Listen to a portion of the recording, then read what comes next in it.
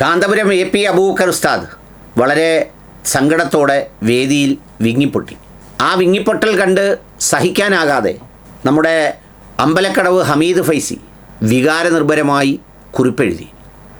ആ വികാരനിർഭരമായ കുറിപ്പും അതുപോലെ തന്നെ നമ്മുടെ കാന്തപുരം അബൂബക്കർ ഉസ്താദിൻ്റെ സങ്കടവും ഒക്കെ ചേർത്ത് വെച്ചുകൊണ്ട് ചില സംഗതികൾ കഴിഞ്ഞുപോയ കാലത്തെക്കുറിച്ചല്ല, ഇനി വരാനിരിക്കുന്ന കാലത്തെ മുൻകൂട്ടി കണ്ടുകൊണ്ട് പറയണം എന്നാണ് ഞാൻ വിചാരിക്കുന്നത്. സംഗതി എല്ലാവർക്കും അറിയാം. ഒരു അള്ളാഹു, ഒരു അന്ത്യപ്രവാചകൻ, ഒരു വിശുദ്ധ ഖുർആൻ, അതുപോലെ തന്നെ ഒരു മക്ക, ഒരു മദീന, ഇതിനൊന്നും ഡ്യൂപ്ലിക്കേഷൻസ് ഇല്ല. 5 നേരത്തെ പ്രാർത്ഥനയ്ക്കും ഡ്യൂപ്ലിക്കേഷൻ മുഖ്യധാരയിൽ ആർക്കും ഇല്ല. പക്ഷേ ആ സംഗതികളിൽ തന്നെ ഇത്രയും വലിയൊരു ജനസമൂഹത്തിൽ വിവിധങ്ങളായ ചിന്താസരണികളുണ്ടാവും. ആ ചിന്താസരണികളിൽ യോജിപ്പുകളുണ്ടാവും, വിയോജിപ്പുകളുണ്ടാവും. ഈ വിയോജിപ്പും ഈ യോജിപ്പുമൊക്കെ ഈ ചിന്താസരണികളിൽ, മതത്തിൻ്റെ ചിന്താസരണികളിൽ മാത്രമല്ല, കുടുംബത്തിൽ, രാഷ്ട്രീയത്തിൽ, തൊഴിലിടത്തിൽ, കച്ചവടത്തിൽ ഒക്കെ വ്യത്യസ്ത ചിന്തകളും സമീപനങ്ങളും ഉണ്ടാവും. എന്നാൽ അതിനെ ഒരായുധമാക്കിയെടുത്ത് പരസ്പരം ആക്ഷേപിച്ച് പരസ്പരം പിളർത്തി അത് മുതലാക്കി ഏറ്റവും സുഖകരമായ 1-ാം ക്ലാസ് ജീവിതം ജീവിച്ച് സന്തോഷപൂർവ്വം ഏറ്റവും നല്ല ചികിത്സ നേടി ഏറ്റവും നല്ല സമ്പത്ത് ശേഖരിച്ച് 3, 4, 5 തലമുറകളിലേക്ക് എത്തിച്ചേരാനുള്ളതെല്ലാം ശേഖരിച്ച് റെഡിയാക്കി കൊണ്ട് നടക്കുന്ന ഒരു പ്രവൃത്തി, കസേര വിടാത്ത പ്രവൃത്തി നിങ്ങൾക്ക് ആകെ കാണാൻ കഴിയുന്നത് സമുദായത്തിൽ മാത്രമാണ്. രാഷ്ട്രീയത്തിലൊക്കെ നിങ്ങൾക്ക് യോജിപ്പും വിയോജിപ്പും കാണും. ഇപ്പോൾ മുഖ്യമന്ത്രി സ്ഥാനത്തേക്ക് VD സതീശനും ദേശീയ നേതാവ് KC വേണുഗോപാലും വന്നപ്പോൾ ഇപ്പം ബഹുമാന്യനായ മുഖ്യമന്ത്രിയായ VD സതീശനോടൊപ്പം ഒരുപാട് ആളുകൾ നിലപാടെടുക്കുകയും എന്നാൽ ജനപ്രതിനിധികൾ കൂടുതൽ KC വേണുഗോപാൽ അദ്ദേഹത്തിനോട് നിലപാടെടുക്കുകയും ഒടുവിൽ പാർട്ടി തീരുമാനിച്ചപ്പോൾ ഇവർ രണ്ടുപേരും അനുസരിച്ച് 2 സ്ഥലങ്ങളിലേക്ക് ചുമതലകളിലായി അങ്ങനെ സംഭവിക്കുകയും ചെയ്തു. പാർട്ടിയുടെ തീരുമാനം അന്തിമമാണെന്ന് പറഞ്ഞു.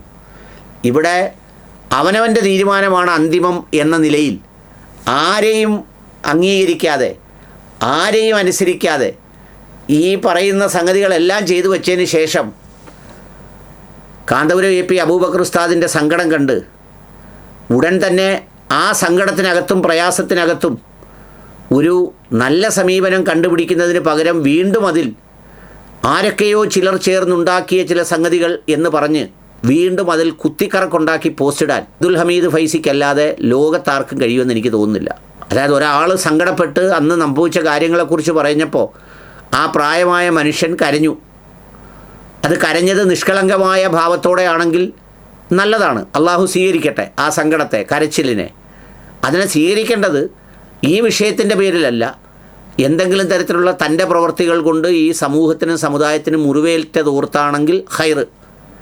ഇനി അങ്ങനെ ഒരാൾ കരഞ്ഞാൽ അന്ന് ഈ സംഭവം ഉണ്ടാവുമ്പോൾ തെരുവുകൾ തോറും അലറി വിളിച്ച് ഈ പറയുന്ന എല്ലാ കുശുകുശുപ്പും കുന്നായ്മയും കുത്തിത്തിരിപ്പും കുക്കട ബുദ്ധിയും കർക്കട ബുദ്ധിയും എല്ലാം എടുത്ത് പ്രയോഗിച്ച് അതിൻ്റെ പേരിൽ ഒരുപാട് ആളുകളുടെ ഹീറോ ആയി, അതിൻ്റെ പേരിൽ നേതാവായി, അതിൻ്റെ പേരിൽ സമുദായ നേതാവായി, മറ്റ് പ്രധാനപ്പെട്ട ജോലികൾക്കൊന്നും പോകുന്നില്ലെങ്കിലും വളരെ സുഖകരവും സന്തോഷവുമായൊരു ജീവിതം കെട്ടിപ്പടുത്ത ആൾ ആരോ ചിലർ എന്നും പറഞ്ഞ് ഇനിയും പോസ്റ്റിട്ട് വീണ്ടും ഇപ്പോഴത്തെ കാലത്തെ കറക്കുകയാണ് ചെയ്യുന്നത്.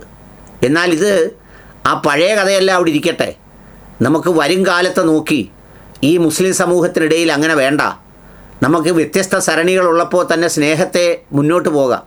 ഇനി കുറച്ച് നാൾ കഴിഞ്ഞ് 90 വയസ്സാകുമ്പോൾ ഇതുപോലെ അന്നേരം അബ്ദുൽ ഹമീദ് ഫൈസിയും കരഞ്ഞ്, അപ്പോൾ കരയുമ്പോൾ അന്ന് ജീവിച്ചിരിക്കുന്ന ഏതെങ്കിലും ഒരു കുരുക്കൻ അന്നും കുരുക്കി വീണ്ടും ഇത് കുരുക്കി മുന്നോട്ട് പോകുന്നു എന്നുള്ളതല്ലാതെ ഇതിൽ പ്രത്യേകിച്ച് കാര്യമൊന്നുമില്ല. അപ്പോഴും പ്രശ്നപരിഹാരത്തിനുള്ള യഥാർത്ഥ ക്രക്സിലേക്ക് അവർ പിടിക്കുന്നതേയില്ല.